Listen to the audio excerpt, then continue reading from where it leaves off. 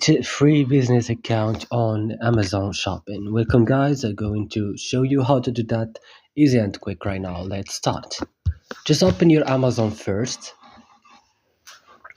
and right now just go here on your profile and click.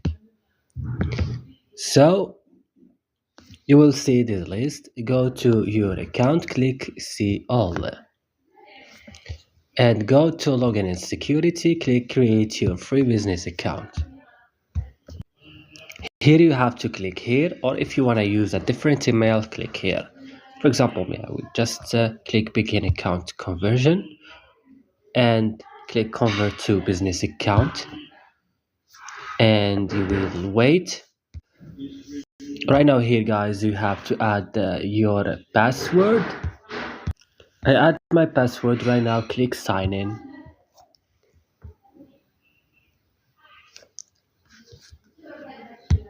If you want to keep using this password, click here, no, keep using your old password of your account, and you will wait again. And here on this list guys, you have to add your first name and last name, here your business phone, and here your business name, your business type also, business address, everything here you have to add it.